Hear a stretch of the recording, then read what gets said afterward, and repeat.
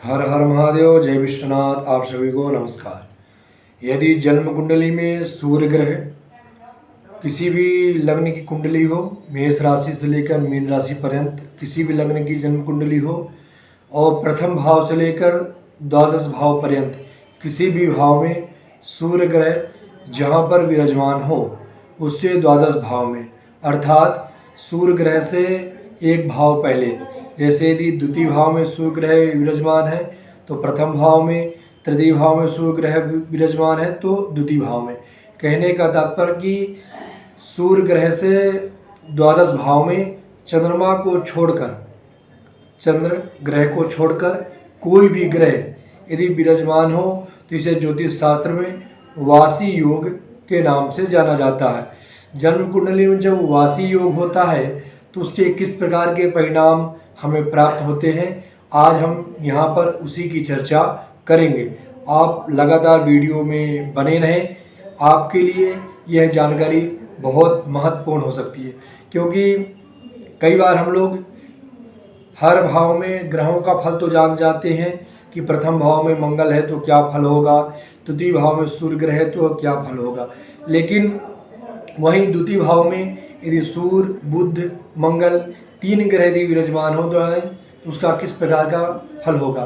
तो ज्योतिष शास्त्र में योग के नाम से इन चीज़ों को बहुत स्पष्ट रूप से बताया जाता है।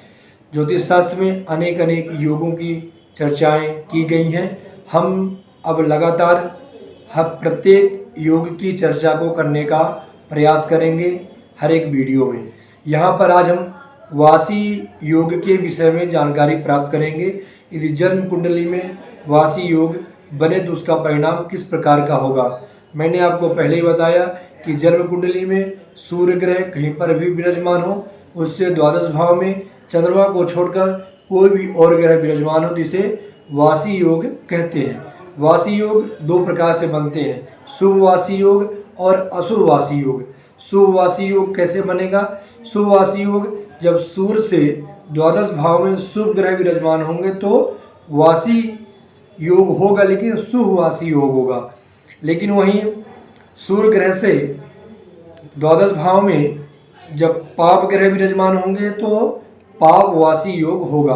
अब आपके मन में प्रश्न उठ रहा होगा कि मेरे जन्म कुंडली में सूर्य ग्रह से द्वादश भाव में शुभ और अशुभ दोनों ग्रह विराजमान हो तो उसका परिणाम किस प्रकार का होगा, इसकी चर्चा हम वीडियो के अंत में करेंगे। आप हमारे साथ वीडियो में लगातार बने रहें। यदि आप मेरे चैनल में पहली बार आए हैं तो चैनल को सब्सक्राइब कर जरूर करें। यदि आपको जानकारी अच्छी लगे तो वीडियो को लाइक करें और शेयर करें। यदि आपके मन में भी कोई प्रश्न है, अपनी जन्म कुंडली से संबंधित, हस्तरेखा से संबंधित या वास्तु से संबंधित, तो हमारे दिए गए व्हाट्सएप नंबर पर आप संपर्क कर सकते हैं। समय मिलने पर आपकी समस्या का समाधान करने का मैं प्रयास करूंगा। आइए हम आज की जानकारी को प्रारंभ करते हैं। यदि जन्म कुंडली में सूर्य ग्रह से द्वादश भाव में यदि शुभ ग्रह विराजमान हो तो ऐसा जातक अपने कार्य को करने में दक्ष होता है, निपुण होता है, अपने काम को बहुत अच्छे से करता है। ऐसा जातक धनवान होता है, गुणी होता है और लोगों के बीच में अपना मान, सम्मान, कीर्ति को प्राप्त करने वाला होता है। लोगों के बीच में अपनी एक अच्छी पहचान बनाने वाला होता है। वहीं सूर्य ग्रह से यदि द्वादश भाव में जब पाप ग्रह विराजमान हो तो यह पाप कर्तरी योग बन जाएगा। पाप कर्तरी योग जो है, माफ करें, पाप वासी योग जो है वो जातक को सदैव अपने जन्म स्थान से दूर रखने वाला होगा। जातक का जन्म जहाँ पर होता है उस जगह को छोड़कर जातक सदैव दूसरी जगह पर निवास करने वाला होता है, दूसरे स्थान में वो रहता है। पाप वासी योग के प्रभाव से जातक थोड़ा सा उदास रहता है, अपने जीवन में कोई ऐसा कृत्य, ऐसा कार्य कर बैठता है जिसके कारण जीवन पर्यंत उसको पश्चाताप होता है, उसके मन में ग्लानि और दुख बना रहता है। ये तो शुभ और अशुभ वासी योग का फल हुआ।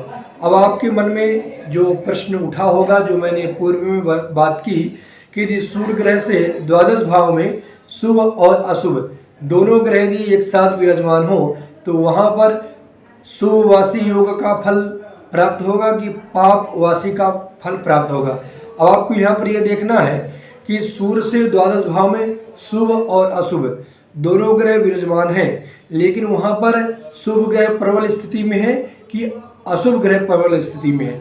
शुभ ग्रह का अच्छा बल है कि पाप ग्रह का। यदि शुभ ग्रह अच्छे परिणाम में है, स्वराशिगत है, मित्र राशिगत है, उच्च का है, तो शुभ वासी का फल प्राप्त होगा। यदि अशुभ ग्रह वहाँ पर अच्छी स्थिति में है, बलवान है, तो पाप वासी का फल प्राप्त होगा। लेकिन यदि शुभ और अशुभ दोनों ग्रह एक समान एक स्थिति में है, तब आपको मिश्रित फल प्राप्त होगा। कुछ शुभ वासी के फल प्राप्त होंगे, कुछ पाप वासी के फल प्राप्त होंगे। मैं आपके सामने स्क्रीन में एक जन्म कुंडली शेयर कर रहा हूँ। इस जन्म कुंडली में सूर्य ग्रह से द्वादश भाव में मंगल और शुक्र एक साथ विराजमान है।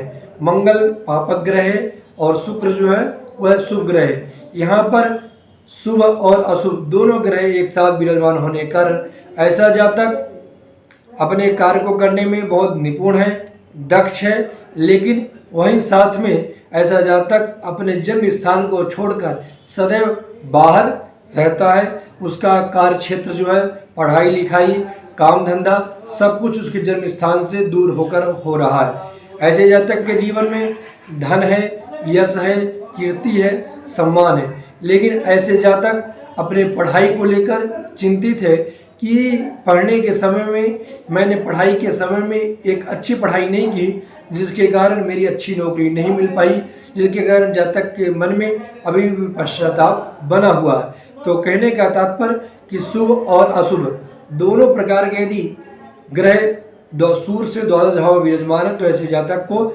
मिश्रित फल प्राप्त होगा।